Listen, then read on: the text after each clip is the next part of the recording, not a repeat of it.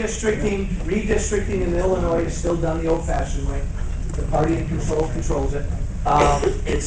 So it's a messy process. And so in Illinois, right now, the Democrats control the redistricting process. Illinois will probably lose a seat. Who the heck knows how they're going to play around with this? So that is a state issue. It's a state issue. Yeah. And every state has a different law over it. But again, we're talking about imperfect human beings.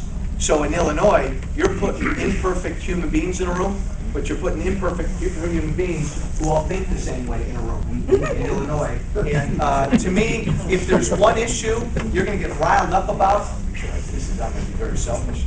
If there's one issue you should get riled up about this next few months, because it's going to come down by June, it's this. It's this. Because, and Republicans, let me be real clear. Republicans do and did the same thing. Who controlled the pen 10 years ago? The Republicans. No. And the Democrats were shut out. And they drew their maps exactly how they wanted to get it. If that sufficiently infuriates you, you ought to let that voice be heard, because you've got about a 3 to 4 month window here to try to raise a ruckus and influence it. I don't exactly know what the solution is. Iowa does it interest. A number of states do it by computer. They use a state's natural geographic boundaries like rivers and county lines, and they draw. And if you look at Iowa's congressional districts, in general, they're all nice, simple squares done by a computer. There's got to be it should always be done by consensus. One party should never control it all. Question? You talked about the low taxes on businesses. But from personal experience, the company I work for was taken over by a big conglomerate, and what they've decided to do is they've offshored, and we don't make a product for the American consumer, we make it for the energy industry, so you don't really see a widget, a cheaper price for a widget. What they've decided to do is offshore everything to India, so now there's 150 jobs that are now in India that could have been in the U.S. in the same Des Plaines location. And all you're saying is that you allow money into politics. It's this big conglomerate that absorbed us that's throwing money into politics so that they aren't taxed for the amount of the employee benefits and everything else like that, plus another 50% to somehow, how can I say, push them to not offshore everything. Can I answer that with a question first? You're in charge. What would you do? What would I do? What would you do about something like that? I would do exactly what I just said. I would tax that company and say, if you want to go over there, tax them. Let him answer. I would say, let him answer. You have to pay the taxes for how much that American job cost, plus X amount of, 25% penalty, and then you'd be amazed how many jobs, especially considering that the job where I work doesn't make a widget, doesn't make a DVD player, doesn't make anything. We make intellectual property that we give to the energy conglomerates, the Exxon Mobils, all these other things, the BPs, who again just Okay, so I get where you're coming from, and it's a legitimate viewpoint. For companies that are doing this, you'd hit them over the head. You'd tax them. You'd make it more expensive for them to do it. Mm-hmm. Here's where I stand in general. In general, I'm a solid free trade guy. I think when you've got this problem, it's incumbent upon this country to make it more attractive for businesses to stay here. And from a tax. From a tax and a regulatory standpoint, we make it real tough to do business in this country. Just look at Illinois.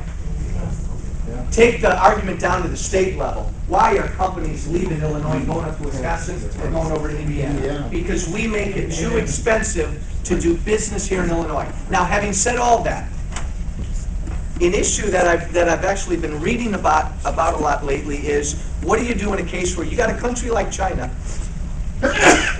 God bless you. By the way, that was perfect timing. You got a country like China that we know is cheating. They're playing around with their currency. They don't live according to the same environmental standards we do, the employment standards we do. They're stealing our technology. We know this. What do you do in a case like that? Do you just keep fighting the fight, making this country more effective or attractive, and think eventually, like South Korea did, China eventually, is in the next 10 to 20 to 30 to 40 years, is going to realize, I got to play by the same rules, and just let them internally change? I don't know. Question? My comment. I work for a small company. We make, actually, we had to ship our manufacturing off to China because our customers are governmental agencies, and 7 out of every $10 that we get from our customers goes to China. Okay? And I've lived outside the U.S., and the way to beat this is to give any company that wants to manufacture in the U.S., you give them a long-term, low-interest loan to automate the manufacturing. There are only 3 things, the top 3 things that make us uncompetitive: the EPA, the taxes, and labor. You get rid of the taxes, you get rid of the labor part. You know, the EPA, there's not a whole lot you can do about it. But if you automate the manufacturing, and I've been in manufacturing facilities. I'd like to do something about the EPA. I'm telling you. Maybe you can. So my suggestion to you is to find a way to empower companies that want to manufacture in the U.S. to automate. It's not going to create a lot of jobs, so they're going to be high-tech jobs, and you'd be surprised the infrastructure that comes back with it. Do me a favor. What? Before you leave, give me your business card. You got it. Thank you. Yeah, I've got a couple other comments, if you don't mind. When you go to D.C., the world's changed, right? The fundamental objective of the government is to protect its people. Because of the internet, we've got people from all over the world tapping into our computers, stealing our ID. I would like the U.S. government to cut deals with every country on the planet to make sure we go after these guys that are trying to steal our ID. Okay? Tax reform, I think you talked about it, and one comment on term limits, I like guys that know how to get things done quickly. So I'm not opposed to term limits. But what I would suggest is you penalize anyone that gets caught with their hands in the cookie jar like Rangel.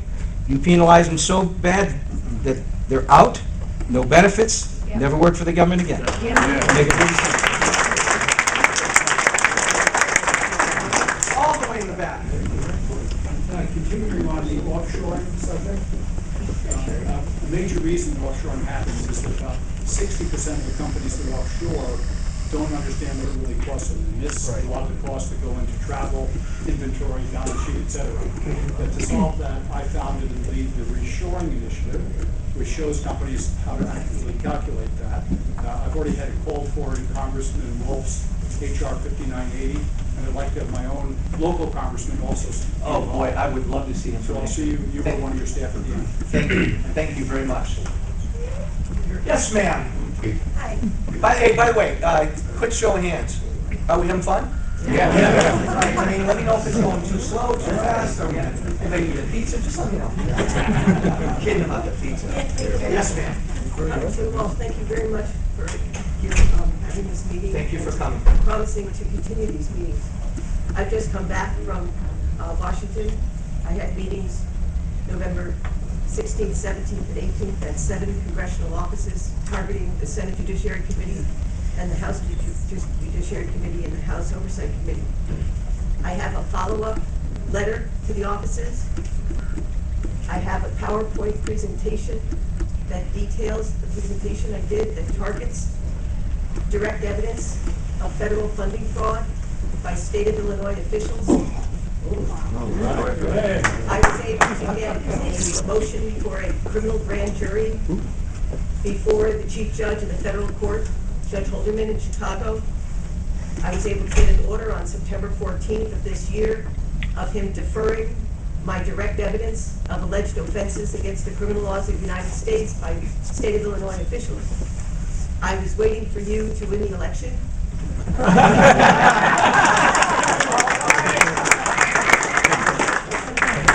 We've been pounding the pavement for many years because our federal dollars are being used to violate federally protected rights of children and parents, not only in the divorce system, but in the probate system and in the bankruptcy system.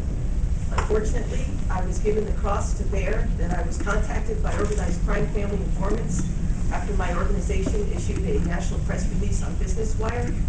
I obtained direct evidence of public officials' involvement with the mob. I was retaliated against by 2 other moms when we attached this information to lawful pleadings in the court system. I was made an alleged domestic terrorist for trying to expose the crimes. By God's grace and a lot of insiders in the court system who don't like what's going on, but will just lose their jobs and be retaliated against if they stop it. So it's all here, and I'm right now in front of all the citizens here. Acorn's funding was severed immediately without due process of law last year with that video that showed that our taxpayers' dollars were going to be used to fund the starting of a brothel. I have direct evidence and a federal judge's order showing alleged offenses by state of Illinois officials. I have the next steps that the congressman's aides and counsels asked. Here's the next step, and it mirrors what was said over here, that if you are an official who's violated the federally protected rights of citizens and have done it with the misappropriation of federal funds, you lose your pension in entirety. You don't just lose it for the period of time that you're caught breaking the law. I would like to give this to you, and I will follow up with you. Thank you. Thanks to you.